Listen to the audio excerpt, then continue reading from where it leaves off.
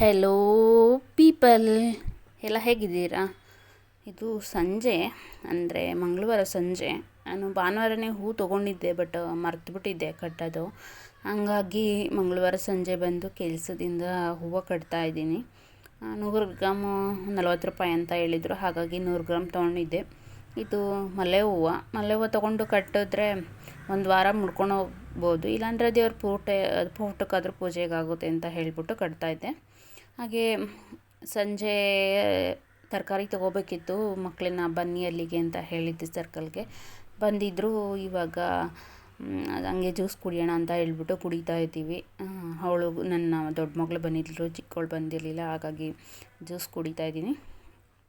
ಇದು next day morning tomato bath ಮಾಡಿದ್ದೆ. ತುಂಬ ಅಂದರೆ ತುಂಬ ಚೆನ್ನಾಗಿ ಬಂದಿತ್ತು. ಏನು ಮಸಾಲೆ ರುಬ್ಬಿ ಹಾಕಿರಲಿಲ್ಲ, ಹಾಗೆ ಮಾಡಿದ್ದು. ಹಾಗೆ ಅದರ ಜೊತೆಗೆ ಮೊಸರು ಬಜ್ಜಿನೂ ಕೂಡ ಮಾಡಿದ್ದೆ. ಬಿಸಿ ಬಿಸಿ ಟೊಮೆಟೊ ಬಾತ್ ಜೊತೆ ಮೊಸರು ಬಜ್ಜಿ ಸೂಪರಾಗಿತ್ತು. ಮೊಸರು ಅಂದರೆ ಟೊಮೆಟೊ ಬಾತು ಸೇಮ್ ಹೋಟೆಲಲ್ಲಿ ಇರುತ್ತಲ್ಲ, ಅದೇ ಥರ ಬಂದಿತ್ತು. ಬಟ್ ಹೋಟೆಲಲ್ಲಿ ಮಾಡಿರೋ ತಿಂದರೆ ನಾವು ಒಂಥರ ದೇಕ್ರಿಕೆ ಬಂದಾಗ ಒಂಥರ ಇದಾಗುತ್ತೆ, ಅಂದರೆ ಅವರು ಟೇಸ್ಟಿಂಗ್ ಪೌಡ್ರ್ ಹಾಕಿರ್ತಾರೆ. ಬಟ್ ಟೇಸ್ಟಿಂಗ್ ಪೌಡ್ರ್ ಒಂದು ಹಾಕಿರಲಿಲ್ಲ ನಾವು, ಬಟ್ ಟೇಸ್ಟ್ ಎಲ್ಲ ಸೇಮ್ ಅದೇ ಥರ ಇತ್ತು. ಮನೇಲಿ ಮಾಡಿರ್ತಕ್ಕಂಥ ಟೊಮೆಟೊ ಬಾತು ತುಂಬ ಅಂದರೆ ತುಂಬ ಚೆನ್ನಾಗಿ ಬಂದಿತ್ತು, ಬಿಸಿ ಬಿಸಿದು. ಹಾಗೆ ಮಧ್ಯಾಹ್ನ ಬಾಕ್ಸಿಗೂ ಕೂಡ ನಾವು ಇದೇ ತೊಗೊಂಡು ಹೋಗ್ತಾಯಿದ್ದೀವಿ, ಮಕ್ಕಳಿಗೆ, ನನಗೆ, ಎಲ್ಲರಿಗೂ. ಯಾಕಂತಂದರೆ ನಾನು ಬೆಳಗ್ಗೆ ಟಿಫನ್ ಏನು ಮಾಡ್ತೀನಿ ಅದನ್ನೇ ಬಾಕ್ಸಿಗೂ ಕೂಡ ಕಟ್ಟೋದ್ರಿಂದ ಬಾಕ್ಸಿಗೆಲ್ಲ ಬಿಸಿ ಬಿಸಿನೇ ಕಟ್ಕೊತಾ ಇದ್ದೀವಿ. ನೋಡ್ತಾ ಇರ್ಬೋದು ಎಷ್ಟು ಚೆನ್ನಾಗಿದೆ ಅಂತ ಹೇಳಿ. ಹಾಗೆ ರೆಸಿಪಿ ಬೇಕು ಅಂದರೆ ಕಮೆಂಟ್ಸ್ ಮಾಡಿ, ರೆಸಿಪಿನ ನೆಕ್ಸ್ಟ್ ಟೈಮು ಶೇರ್ ಮಾಡ್ತೀನಿ. ಹಾಗೆ ಇದು ನೈಟು ಚಪಾತಿ ಮತ್ತು ಪಲ್ಯ ಮಾಡ್ತಾಯಿದ್ದೀನಿ. ಅಂದರೆ ಪಲ್ಯ ರೆಡಿ ಮಾಡಿ ಚಪಾತಿ ಎಲ್ಲ ಹೊತ್ಕೊಟ್ಟಿದ್ದೆ. ಚಪಾತಿನ ಮಗಳು ಬೇಯಿಸ್ತಾ ಇದ್ದಾಳೆ. ಇದು ಕ್ಯಾಬೇಜು ಮತ್ತು ಆಲೂಗಡ್ಡೆ ಹಾಕಿ ಮಾಡಿದ್ದಿದ್ದು. ಇದ್ರ ಜೊತೆಗೆ ಸ್ವಲ್ಪ ಚಿಕನ್ ಮಸಾಲ ಹಾಕ್ಬಿಟ್ರೆ ತುಂಬ ಚೆನ್ನಾಗಿರುತ್ತೆ. ಹಾಗೆ ಇದು ಡ್ರೈ, ಅಂದರೆ ಎಲೆಕೋಸಲ್ಲೇ ನೀರು ಬಿಟ್ಕೊಳ್ಳುತ್ತಲ್ವ, ಸೊ ಹಾಗಾಗಿ ಏನು ನೀರೇ ಹಾಕೋದು ಬೇಕಾಗಿಲ್ಲ. ಒಗ್ಗರಣೆಗೆ ಹಾಕಿ ಉಪ್ಪು ಹಾಕಿದ್ರೆ ಅದೇ ನೀರು ಬಿಟ್ಕೊಂಡಿರುತ್ತೆ. ಈರುಳ್ಳಿ, ಬೆಳ್ಳುಳ್ಳಿ ಮತ್ತು ಟೊಮ್ಯಾಟೊ ಹಾಕಿ ಮಾಡಿದ್ರೆ ತುಂಬ ಅಂದರೆ ತುಂಬ ಚೆನ್ನಾಗಿ ಬರುತ್ತೆ. ಸ್ವಲ್ಪ ಚಿಕನ್ ಮಸಾಲ, ಗರಂ ಮಸಾಲ, ಖಾರದ ಪುಡಿ, ಧನಿಯಾ ಪುಡಿ ಎಲ್ಲ ಹಾಕಿ ನೀವು ಒಂದು ಸಲ ಟ್ರೈ ಮಾಡಿ ನೋಡಿ, ತುಂಬ ಚೆನ್ನಾಗಿ ಬಂದಿತ್ತು. ಚಪಾತಿ ಜೊತೆ ಅಂತೂ ಸೂಪರಾಗಿತ್ತು. ಹಾಗಾಗಿ ಇವಾಗ ನನ್ನ ಮಗಳು ಚಪಾತಿನ ಬೇಯಿಸ್ತಾ ಇದ್ದಾಳೆ. ಹಾಗೆ ನಾನು ಸೌತೆಕಾಯಿ ಎಲ್ಲ ಕಟ್ ಮಾಡಿ ಇದ್ದೆ. ಚಪಾತಿ ತಿನ್ನುವಾಗ ಸೌತೆಕಾಯಿನೂ ತಿಂದರೆ ತುಂಬ ಒಳ್ಳೆಯದು. ಏನಕ್ಕಪ್ಪ ಅಂತಂದರೆ ಚಪಾತಿ ಸ್ವಲ್ಪ ಹೀಟು ಬಾಡಿಗೆ, ಹಾಗಾಗಿ ಸೌತೆಕಾಯಿನ ಜೊತೆ ತಿನ್ನೋದಕ್ಕೆ. ಹಾಗೆ ನಾನು ಇಲ್ಲಿ ದೋಸೆ ಹಿಟ್ಟನ್ನ ರುಬ್ಬಿಟ್ಟಿದ್ದೀನಿ, ನಾಳೆ ಬೆಳಗ್ಗೆ ಟಿಫನ್ಗೆ ದೋಸೆ ಮಾಡೋಣ ಅಂತ ಹೇಳಿಬಿಟ್ಟು. ಇವಾಗ ಇನ್ನು ಸ್ಕೂಲ್ ಸ್ಟಾರ್ಟ್ ಆಗಿರೋದ್ರಿಂದ ಮಕ್ಕಳಿಗೆ ಬೆಳಗ್ಗೆ ಟಿಫನ್ ಏನು ಮಾಡೋದಪ್ಪ, ಸಂಜೆ ಅಡುಗೆ ಏನು ಮಾಡೋದಪ್ಪ ಅನ್ನೋದೇ ಚಿಂತೆ. ಯಾಕಂದರೆ ಮಕ್ಕಳಿಗೂ ಬಾಕ್ಸ್ ಕಟ್ಟಬೇಕು, ನಾನು ಕಟ್ಕೊಳ್ಬೇಕು.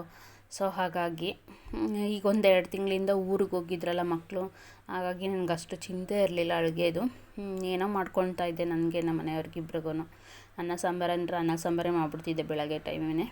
ಬಟ್ ಇವಾಗ ಅನ್ನ ಸಾಂಬಾರು ಮಾಡಿದ್ರೆ ಮಕ್ಕಳು ಬಾಕ್ಸಿಗೆ ತೊಗೊಂಡೋಗಕ್ಕೆ ಅಳ್ತಾರೆ. ಅಲ್ಲಿ ಕಲಿಸ್ಕೊಳಕ್ಕಾಗಲ್ಲ, ಇಲ್ಲಾಂದರೆ ಕಲಸಿ ತೊಗೊಂಡೋದ್ರೆ ಹಳ್ಸೋಗುತ್ತೆ, ಮತ್ತು ಅನ್ನ ಸಾಂಬಾರು ಯಾರು ತಿಂತಾರೆ, ಈ ರೀತಿ ಎಲ್ಲ ಹೇಳ್ತಾರೆ.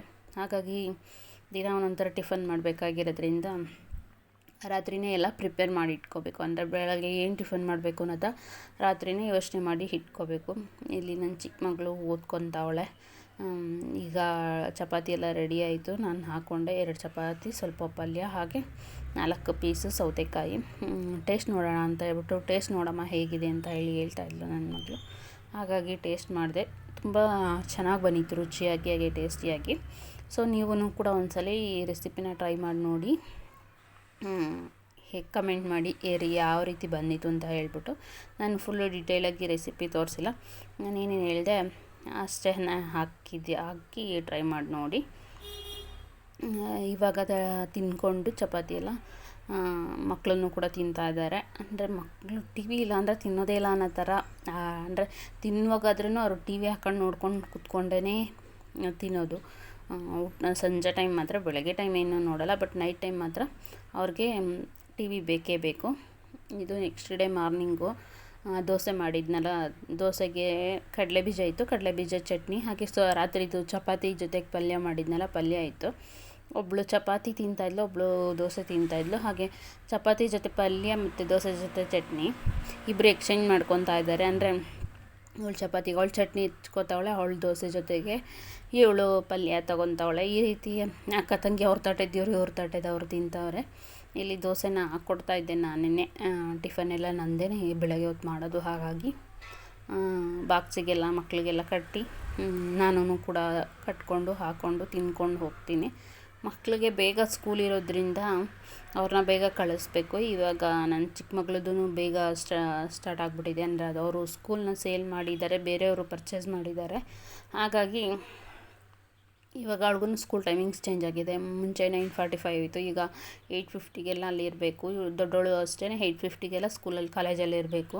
ಹಾಗಾಗಿ ಅವ್ರನ್ನ ಫಸ್ಟ್ ಬೇಗ ಕಳಿಸ್ಬಿಡೋಣ ಅಂತ ಹೇಳ್ಬಿಟ್ಟು ಕಳಿಸಿದ್ದೀನಿ. ಇಲ್ಲಿ ಚಟ್ನಿ ಕಡಲೆ ಬೀಜದ್ದು ನೋಡ್ತಾ ಇರ್ಬೋದು. ಹಾಗೆ ಇಲ್ಲಿ ದೋಸೆ ಹಿಟ್ಟು, ಹಾಗೆ ದೋಸೆನೂ ಕೂಡ ಮಾಡ್ತಾಯಿದ್ದೀನಿ.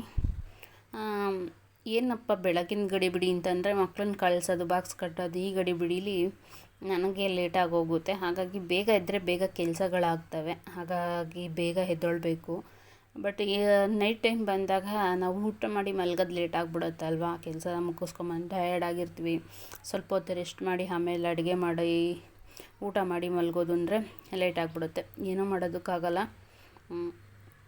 ವರ್ಕಿಂಗ್ ವುಮೆನ್ಸ್ ಅಂದರೆ ಆ ರೀತಿ ಇದ್ದೇ ಇರುತ್ತೆ.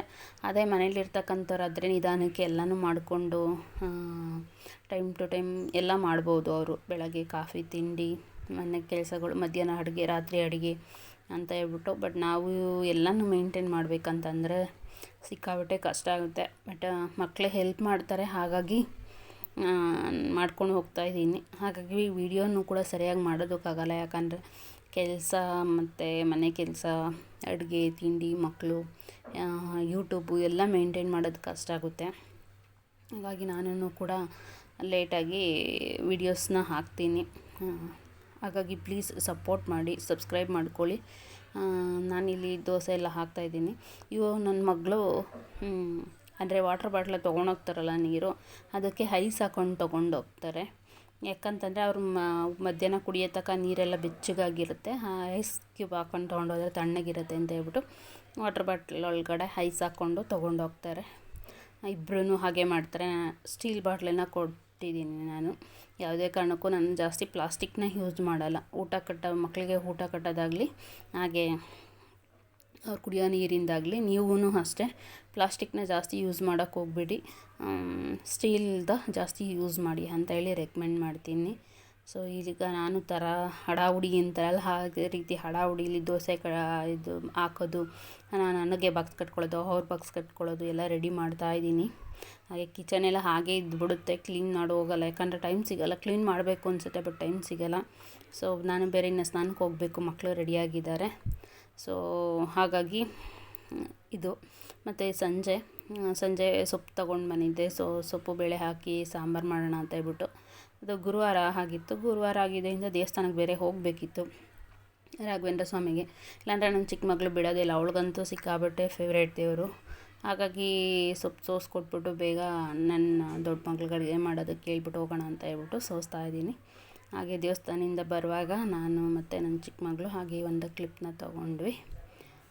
ಇದಾಗಿತ್ತು ಇವತ್ತಿನ ವಿಡಿಯೋ. ಪ್ಲೀಸ್ ಸಬ್ಸ್ಕ್ರೈಬ್ ಮಾಡ್ಕೊಂಡು ನೋಡಿ, ಸಪೋರ್ಟ್ ಮಾಡಿ. Thank you for watching.